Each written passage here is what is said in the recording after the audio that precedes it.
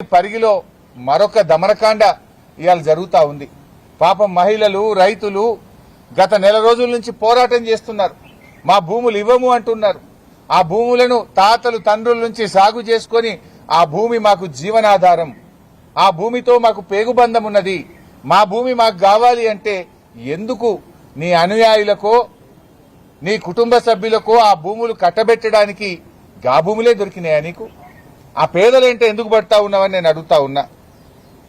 ఇవాళ మీరు చేస్తున్నటువంటిది కేవలం ఆ ఎస్సీ ఎస్టీల నోట్లో మట్టి కొట్టే ప్రయత్నం చేస్తున్నారు.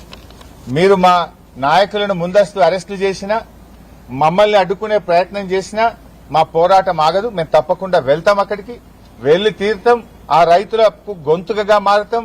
మీరిచ్చిన హామీ అమలు చేయండి, మేమేం అడుగుతలేం. మీరే చెప్పిండ్రు ఎస్సీ ఎస్టీలకు పట్టాలు ఇస్తామని, ఇస్తారా ఇయ్యరా?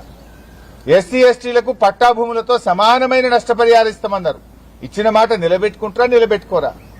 అంటే అధికారంలో వచ్చేదాకా ఒక మాట, అధికారంలో వచ్చిన తర్వాత ఇంకో మాటనా? ఓడ దాటేదాకా ఓడ మల్లప్ప, ఓడ దాటినాక బోడ మల్లప్ప కథనా ఈ కాంగ్రెస్ కథ?